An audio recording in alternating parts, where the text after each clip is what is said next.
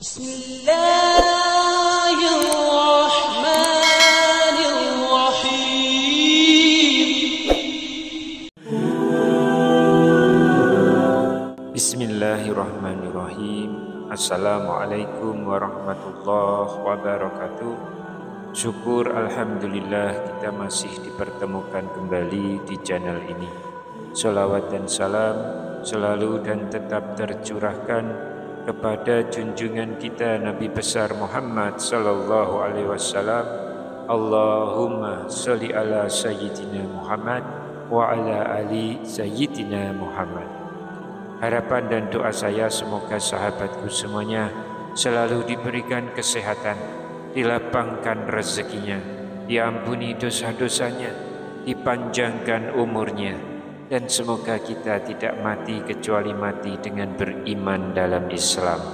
Dan sempatkanlah menuliskan sholawat di kolom komentar, insya Allah akan menjadi bukti cinta kita kepada Rasulullah Muhammad sallallahu alaihi wasallam. Semoga kita semua mendapatkan syafaat beliau di akhirat kelak. Amin ya rabbal alamin. Sahabat seiman yang dirahmati Allah, waktu subuh adalah waktu yang amat sangat istimewa bagi umat muslim, karena di waktu inilah terjadi pergantian dari malam menuju pagi hari, dari gelap menuju terang. Waktu subuh sering diungkapkan secara khusus dalam beberapa ayat di dalam Al-Quran. Allah berfirman dalam Quran surat At-Takwir ayat 18 yang artinya, dan demi subuh apabila telah menyingsing. Dalam ayat yang lain Allah juga berfirman, katakanlah aku berlindung kepada Tuhan yang menguasai subuh atau fajar. Quran surat Al-Falaq ayat 1. Ketika kita sering bangun saat pagi dan mendengarkan azan subuh, maka tentu kita akan mendengar sebuah kalimat yang berbunyi as-sholatu khairum minan naum, yang artinya sholat lebih baik daripada tidur. Yang mana kalimat tersebut tidak terdapat pada azan-azan di waktu sholat yang lain. Dalam kalimat tersebut Allah memberikan sebuah tanda kasih sayang kepada hambanya, di mana pada waktu tersebut kita diperintahkan untuk menjalankan sholat subuh. Waktu subuh sendiri sebetulnya memiliki banyak kejadian besar dan keistimewaan. Yang pertama, disaksikan oleh para malaikat. Waktu subuh adalah waktu yang sangat istimewa bagi umat Islam, hingga Allah Subhanahu wa Ta'ala menurunkan perintah sholat subuh, sebagaimana Allah berfirman dalam Quran surat Al-Isra ayat 78, laksanakanlah sholat sejak matahari tergelincir sampai gelapnya malam, dan laksanakan pula sholat subuh. Sungguh sholat subuh itu disaksikan oleh malaikat. Orang yang menjalankan sholat subuh akan mendapatkan perhatian Allah pada hari kiamat, karena berkumpulnya para malaikat malam dan siang di waktu tersebut, di mana para malaikat melaporkan langsung kepada Allah apa saja yang dikerjakan hambanya di waktu subuh, dan mendoakan kebaikan bagi mukmin yang menjalankan sholat subuh. Kemudian yang kedua, salah satu penyebab masuk surga. Kadang bagi kaum mukmin yang lalai dalam mengerjakan sholat subuh, lebih memilih melanjutkan tidurnya daripada bangun untuk melaksanakan sholat. Orang yang menjalankan sholat subuh tepat waktu, maka baginya akan menjadi jalan masuk ke surga. Dalam sebuah hadis dikatakan, barang siapa yang mengerjakan sholat berdain, yaitu sholat subuh dan asar, maka ia akan masuk surga. Hadis riwayat Bukhari dan Muslim. Kemudian yang ketiga, salah satu penghalang masuk neraka. Salat subuh yang memiliki jumlah rakaat paling sedikit dibandingkan salat wajib lainnya, terkadang malah menjadi salat yang terberat bagi sebagian umat muslim. Bagi yang menjalankan salat subuh, baginya dapat menjadi penghalang masuk neraka. Seperti yang disampaikan dalam hadis berikut ini, sekali-kali tidak akan masuk neraka orang yang mengerjakan sholat sebelum matahari terbit di ufuk timur. Hadis riwayat Muslim dan Abu Daud. Kemudian keutamaan yang keempat berada dalam jaminan Allah. Barang siapa sholat subuh maka ia berada dalam jaminan Allah. Hadis riwayat Muslim. Orang yang menjalankan sholat subuh akan mendapatkan jaminan keselamatan dari Allah. Allah akan memberikan perlindungan sepanjang hari tersebut, membuat hari-hari menjadi lebih bersemangat dan terhindar dari rasa malas. Lalu yang kelima, mendapatkan pahala seperti sholat satu malam. Bagi siapa saja yang menjalankan sholat subuh berjamaah, Allah memberikan keistimewaan berupa pahala, seolah-olah orang tersebut menjalankan sholat sepanjang malam. Dan barang siapa yang sholat subuh berjamaah, maka seolah-olah dia sholat seluruh malamnya. Hadis riwayat Muslim. Yang keenam, waktu subuh ini akan mendatangkan keberkahan.